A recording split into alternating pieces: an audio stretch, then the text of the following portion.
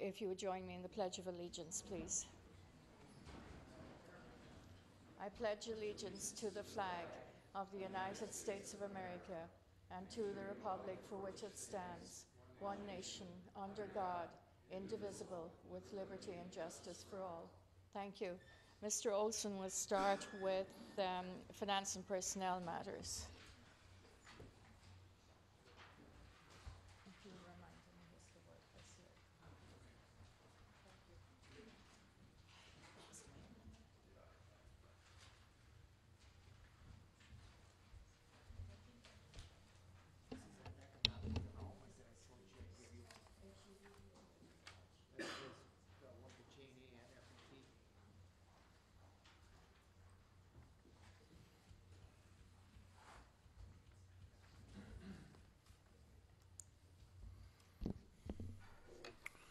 Welcome to the F&P portion of tonight's meeting.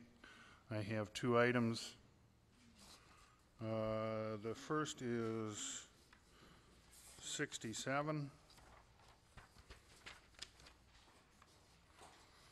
And resolution releasing up to $50,000 from the Ebner Cooley floodway account to retain an engineering firm in order to provide for the necessary map amendment relative to the floodway district line. I need a motion for a public hearing. All in favor say aye. Opposed? Motion is carried. Registered in favor of legislation, but here only to answer questions, George and Margaret Ellens, 805 Cliffwood Lane. And wishing to speak in favor of the legislation, Pat Houlihan, 3413 Geneva Lane, La Crosse, representing George and Margaret Ellens. And you have 3 minutes, sir. Thank you for allowing us to address this city council again. We're here, I represent Margaret and George Ellens, who live at 805 Cliffwood Lane, which is in the area that was the Ebner Cooley floodplain area.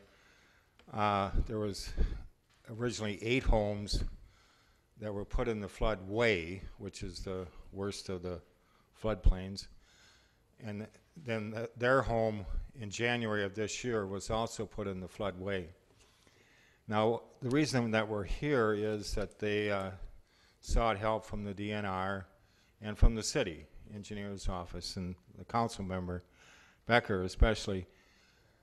We were told that, look, in order to help them so that their home is not in the floodway, there needs to be a study, because apparently it got in the floodway because the city engineering's office did some shot some elevations and so forth, and it was determined that their lot was lower than some of the surrounding lots.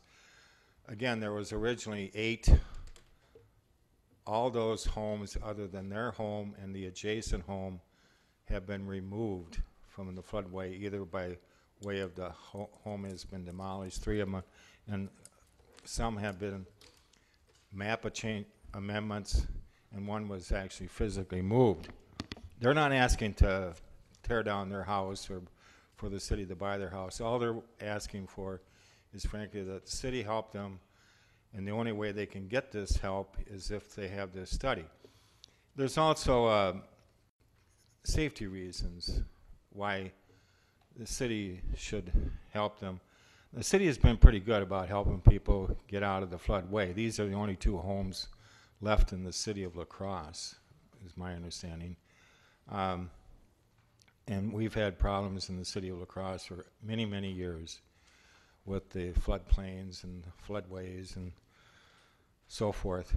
But this is intended that this would be the last 2 homes to come out of the floodway. And they're not asking, again, all they're asking for is to be able to live there.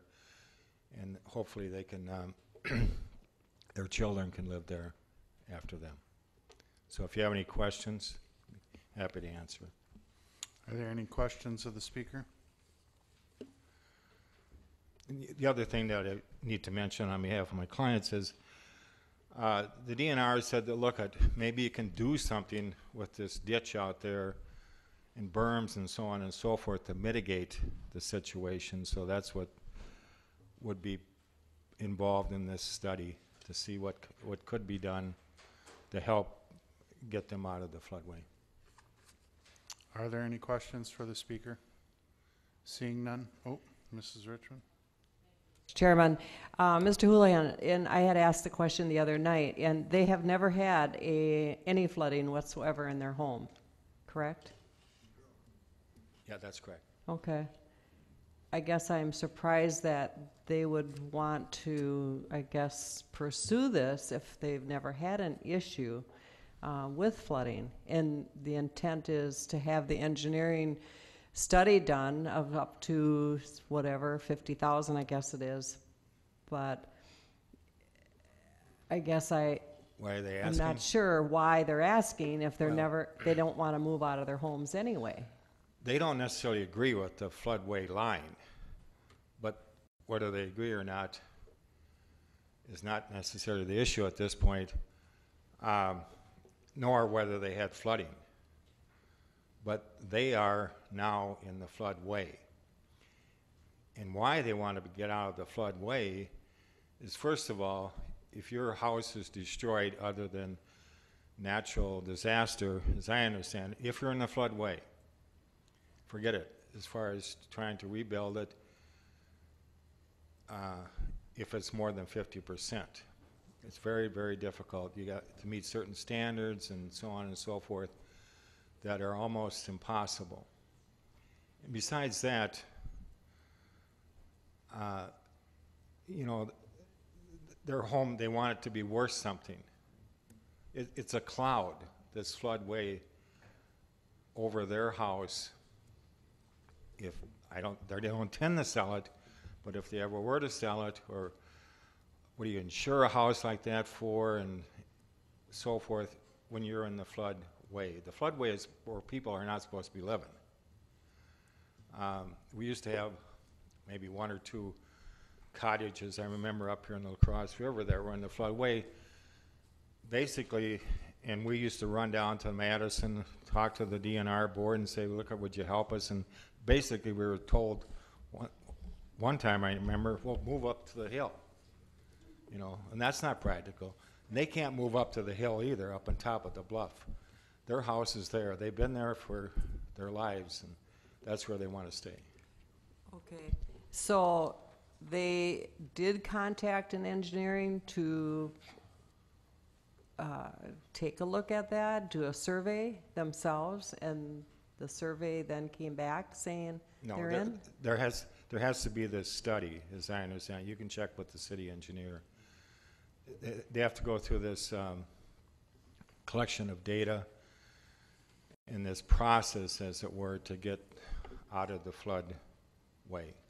Because I've helped quite a few people on the north side with this redistricting of the flood plains, and naturally, as of January, there were probably 5, 6 of them that they said they were in, but they were actually out. But they paid for their own survey work. That's why I guess I'm a little bit questioning why they aren't paying for their own survey work. Well, it takes more than a survey, and again, you can ask the city engineer. It's more than Okay. just shooting an elevation. They have to do some modeling and so forth.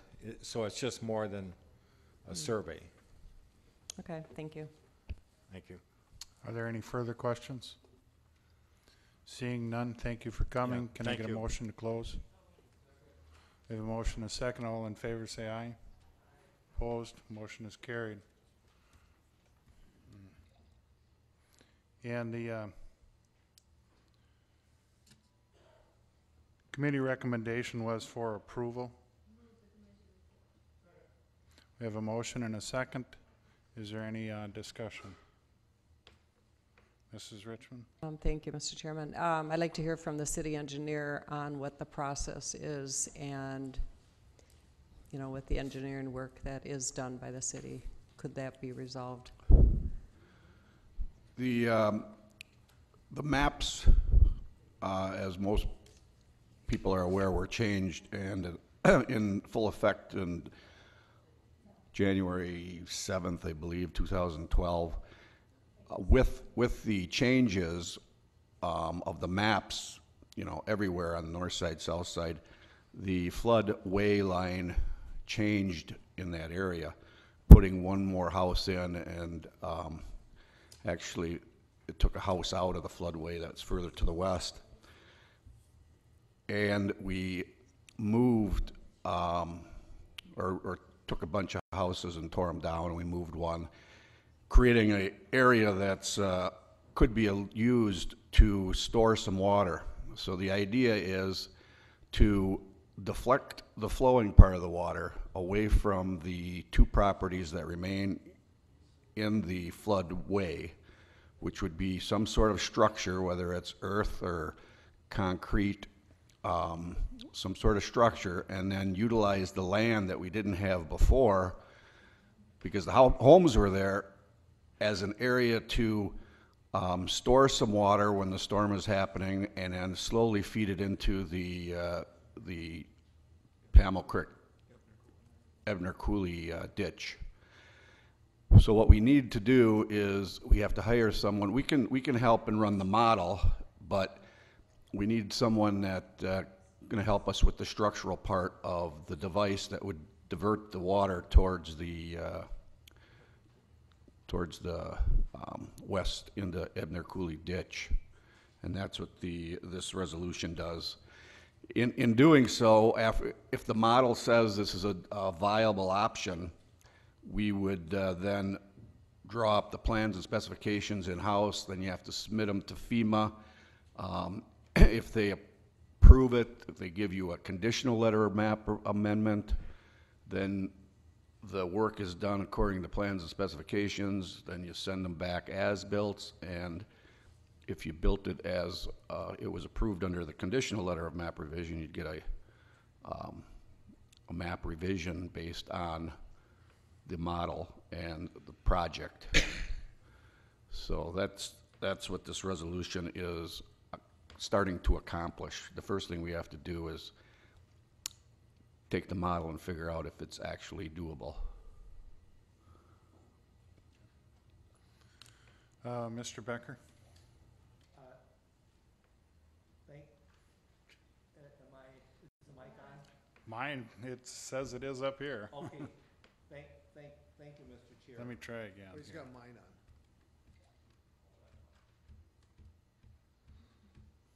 Now it's not at all. Push your button, well. Oh, it's flashing, so we'll push it again. Here, let's switch. Move over here.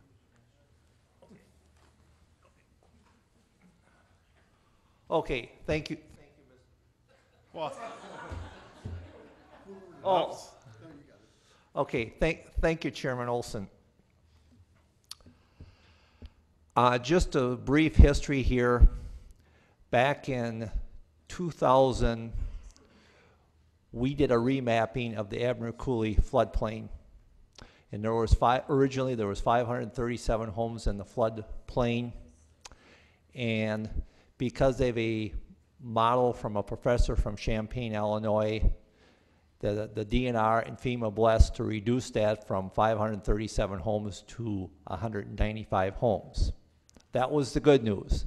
The bad news was 8 homes went into the floodway. Back in 2001, 2002, at a city plan commission, city staff told those 8 homeowners that they would work on to get them out of the floodway.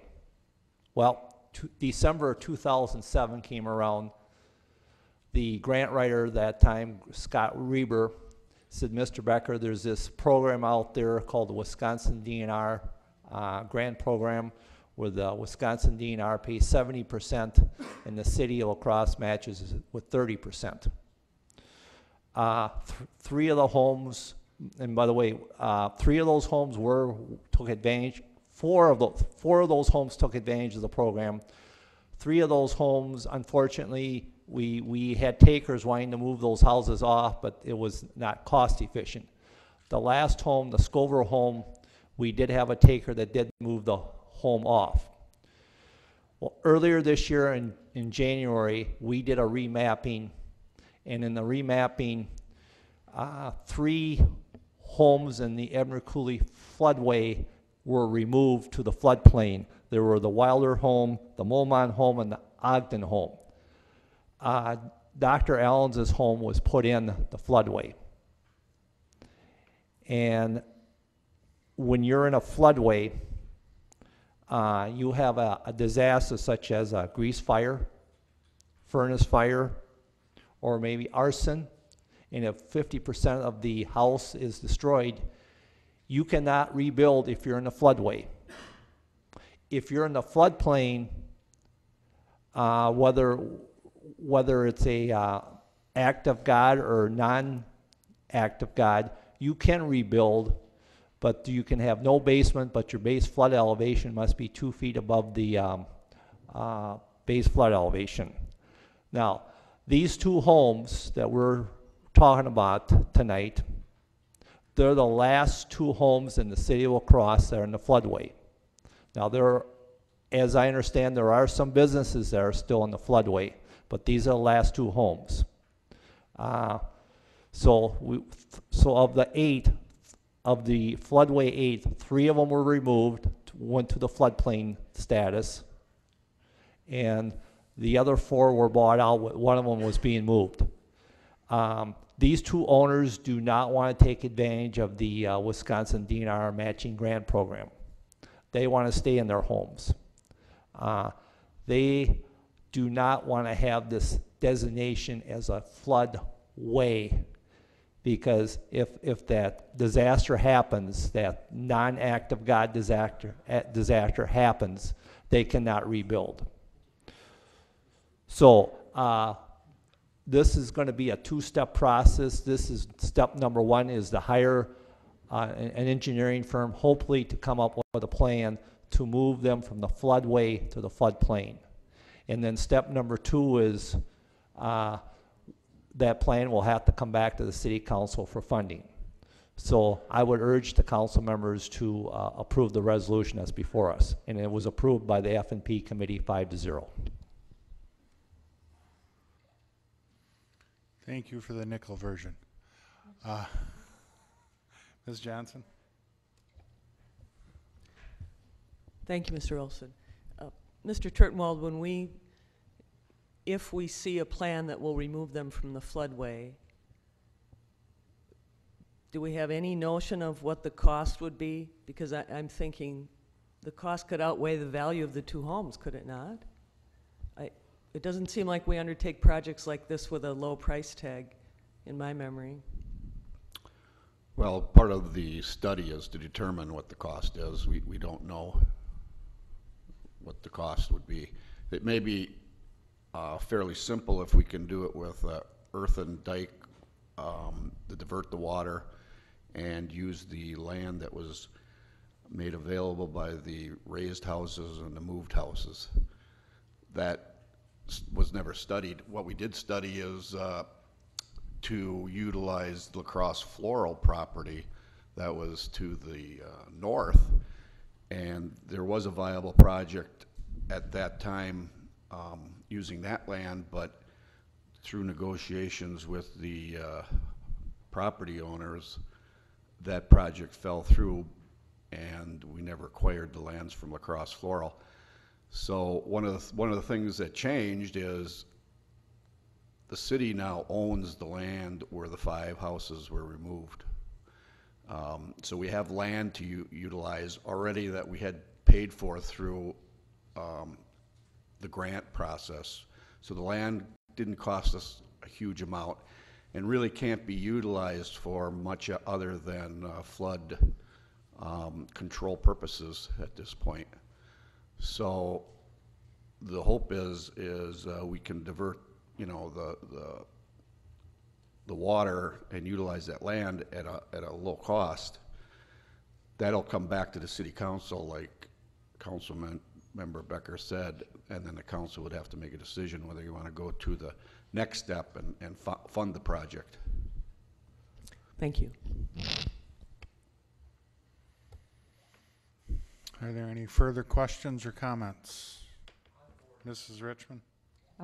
Thank you, Mr. Chairman. Councilmember Becker, question. You had mentioned there was another home, and this is the first I had heard that there were two homes. What's the address of the other one? Could the chair help me out here, the two addresses? I have 805. I have that one. 739. 739, 805 is who Mr. Houlihan is representing. 739, the gentleman couldn't make it tonight. And that name is? McClune. Okay. Just to set the record straight, Mr. McClune was half in the floodway before the remapping, and after the remapping was done, all his lot was put in the floodway. Yeah. And So that's why we make reference only to one, because the rule is if part of your home's in the floodway, it's considered all in the floodway. right. And my conversation with him many years ago was he has no intent of moving ever. So, okay, thank you. Okay, and we do not have the ability to vote on the board. Are there any further questions? By show of hands, all those in favor?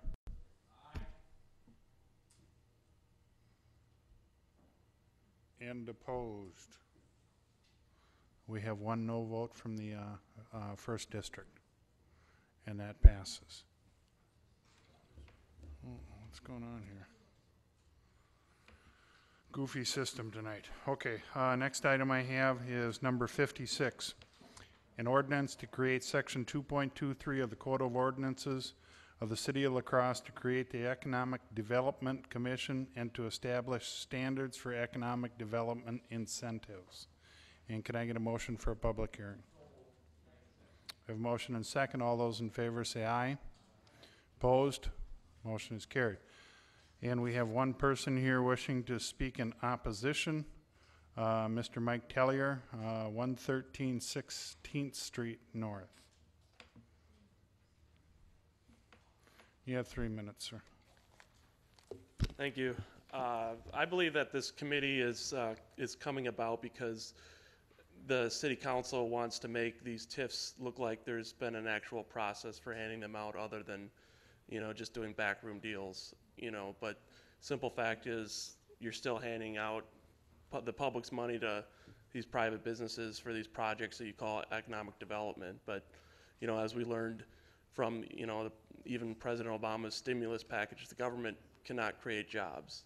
And you guys trying to micromanage the economy and move money around where you think it's best isn't going to work. Let the free enterprise, the free market system decide where money should go. Private, the private system can allocate money a lot better than you guys can, because essentially you're picking winners and losers in this committee. Like I said, it's just you're doing this so you can put a nice facade that you've had an open process for these TIFs that you're going to bring about. But you should vote this down, and you should stop handing out the money for these TIFs. The public is not for this. I've talked to many people, everybody that I've talked to, lots of people. People aren't happy about it, and the message doesn't seem to get to you guys. I don't know when you're gonna hear that message, but hopefully it's right now. Are there any questions for the speaker? Seeing none, thank you for coming. Can I get a motion to close? We have a motion and a second. All those in favor say aye. Opposed? We're now. We have a motion and a second. Is there? Refer for 30 days. Yes, and we are working on a meeting date. And Rich, you have that date off the top of your head? Monday, November 26th, sometime at 5:15 or later. Okay. If that works with with the members of your finance committee, Mr. Chair. Are there any further comments or questions? Seeing none, all those in favor say aye. Opposed? Motion. We had one no from the 10th. That's all I have for public hearings.